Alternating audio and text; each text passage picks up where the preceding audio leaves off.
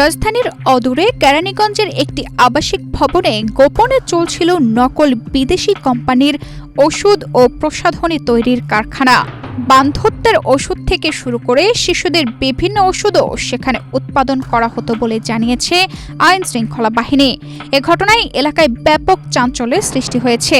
২রা এপ্রিল বুধবার র্যাবের একটি দল গোপন সংবাদের ভিত্তিতে কেরানীগঞ্জের ওই ভবনে অভিযান চালায়। অভিযানে বিপুল পরিমাণ নকল ঔষধ, প্রসাধনী সামগ্রী, মোড়ক, লেবেল, কাঁচামাল এবং উৎপাদন সরঞ্জাম জব্দ করে।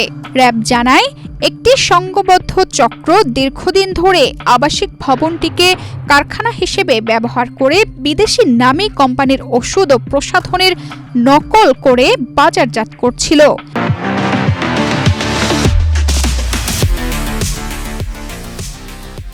বিশেষ করে বান্ধত্বজনিত চিকিৎসার ব্যবহৃত ওষুধ, শিশুদের সিরাপ ও বিভিন্ন ট্যাবলেট তৈরি করে দেশের বিভিন্ন স্থানে সরবরাহ করা হতো। এসব নকল ওষুধ জনস্বাস্থ্যের জন্য মারাত্মক হুমকি তৈরি করতে পারে বলে আশঙ্কা করা হচ্ছে। অভিযান পরিচালনাকারী নির্বাহী ম্যাজিস্ট্রেট জানান, অভিযান চালিয়ে কয়েকটি কারখানা জরিমানা করা হয়েছে। এ ঘটনায় সংশ্লিষ্টদের বিরুদ্ধে আইনগত ব্যবস্থা প্রক্রিয়াধীন রয়েছে। আমরা আজকে র্যাব 10-এর সাথে কেরানীগঞ্জের আটি বাজার এবং এই সংশ্লিষ্ট এলাকায় আমরা 3টি কারখানায় অভিযান পরিচালনা করেছি। একটি নকল ওষুধের কারখানা, আমাদের সাথে ওষুধ প্রশাসনের অধিদপ্তরের অফিসার ছিল। আর এখন আপনারা দেখতে পাচ্ছেন আমরা একটা সাবান কারখানা, এখানে অভিযান পরিচালনা করছি। তো আমাদের এই 3টা কারখানায়, ওষুধ কারখানায় আমরা 2 লক্ষ টাকা অর্থদণ্ড করেছি এবং মালিককে নকল ওষুধ উৎপাদনের দায়ে 1 বছরের কারাদণ্ড দিয়েছি। এখানে নকল সাবান এবং নকল ডিটারজেন্ট এখানে পাওয়া গেছে, যেগুলো বিএসটির কোনো অনুমোদন নাই এবং এখানে মালিকও পলাতক রয়েছে।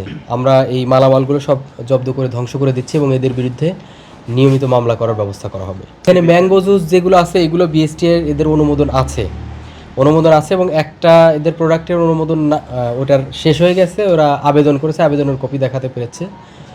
আমরা তাদেরকে সতর্ক করেছি যে আপনারা পরিবেশটা আরও সুন্দর করবেন, ভালো করবেন, সে বিষয়ে তাদের পাশের যে তাদের সতর্ক করা হয়েছে। এর আগে আপনারা অভিযান চালিয়েছেন, কিন্তু আবার তারা রীতিমতো অব্যাহত রেখে যদি সিলগালা করেছেন, তো সিলগালা কারখানা আসলে খুলে গেল, এই বিষয়ে আসলে কি ব্যবস্থা নেবেন? তারা ওই সময়ে যে কাগজপত্র যেগুলো তাদের বৈধ প্রোডাক্ট ছিল সেইগুলো দেখিয়ে আসলে সিলগালা তারা খোলার আবেদন করে এবং আইনগতভাবে তাদের সে সময় খুলে দেওয়া হয়েছিল।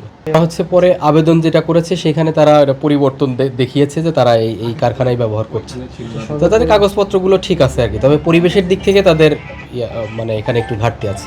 এখানে মোট 3 লক্ষ টাকা অর্থদণ্ড করা হয়েছে আজকে এবং একজনকে কারাদণ্ড দেওয়া হয়েছে এবং আপনারা যে জুসের কারখানা তাদেরকে সতর্ক করা হয়েছে।